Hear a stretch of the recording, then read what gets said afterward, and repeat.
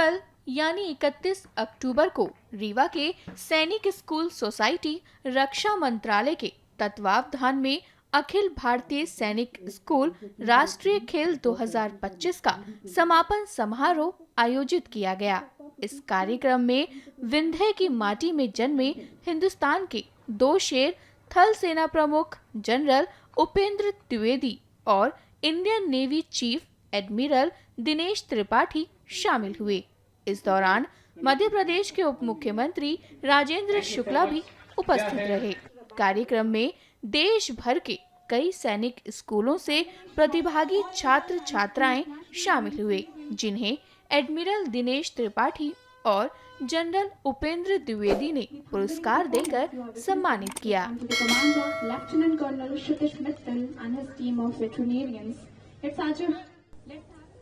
जब मैं यहाँ पर उतरा आज एयरपोर्ट में प्लेन से, तो उसी समय मैं काफ़ी भावुक हो गया था, क्योंकि मैं तकरीबन 2.5-3 साल बाद रीवा की धरती पे वापस आ पाया हूँ और चीफ बनने के बाद पहली बार मैं आया हूँ।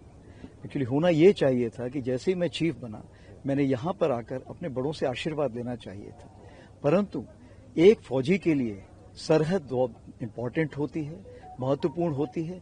इसीलिए सबसे पहले मैं सरहदों पे गया, अपने वीर जवानों से मिला जो वहाँ पर फील्ड कंडीशंस में रह रहे हैं।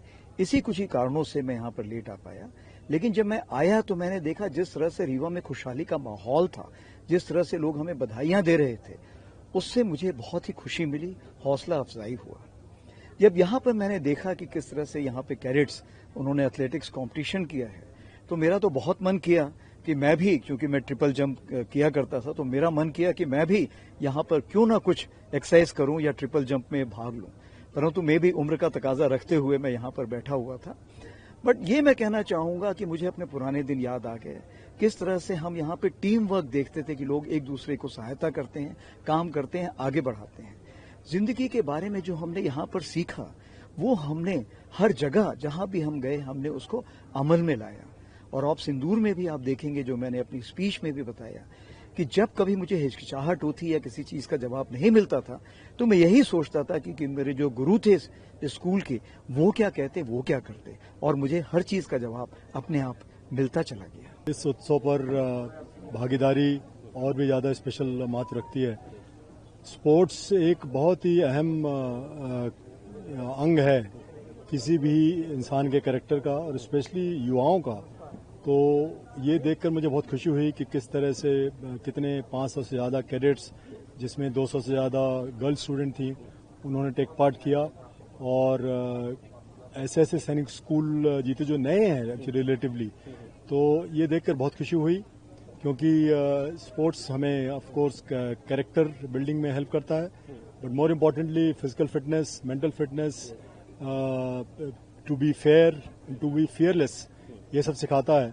तो ये सब जानकर, यहाँ पर देखकर और इसमें भाग लेकर बहुत खुशी हुई। Sir, what memories comes to mind when you walk through the same corridor again? Is there anything specific you want to tell us? नहीं, यहाँ आकर ऐसे लगता है कि हम भी यहाँ पर 50 साल पहले स्टूडेंट्स थे, और यही सभी किया जो लोगों ने अभी यहाँ पर कर रहे हैं लोग। मुझे ऐसा लगता है कि क्योंकि टेक्नोलॉजी इतनी ज़्यादा अच्छी हो गई है, साधन शायद ज़्यादा बढ़ गए हैं, तो जो आजकल के बच्चे हैं वो ज़्यादा स्मार्ट हैं, उनको ज़्यादा नॉलेज होता है, जनरल अवेयरनेस उनका ज़्यादा अच्छा होता है। तो ये बड़ी अच्छी बात है। लेकिन कई भी जो मूल सिद्धांत हैं ज़िंदगी के, hard work, perseverance, never give up, वो अभी भी नहीं बदले हैं।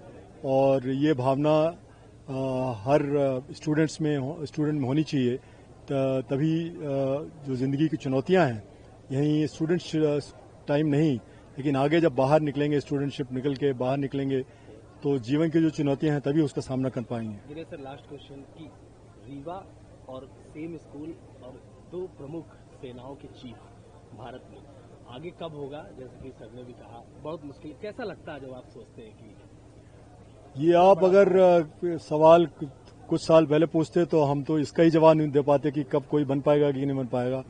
तो ये कहना बहुत मुश्किल है कि आगे कब होगा। लेकिन मैं जितने स्टूडेंट्स हैं अभी और भावी, उन सब से यही गुजारिश करूंगा कि अपनी मेहनत करें, अपना बेस्ट दें, जो कुछ भी कर रहे हैं, और बाकी किस्मत पर छोड़ दें कि अगर होना होगा तो कभी न कभी होगा, पक्का है। मेरी सभी स्टूडेंट्स को बहुत बहुत शुभकामनाएं उसके लिए।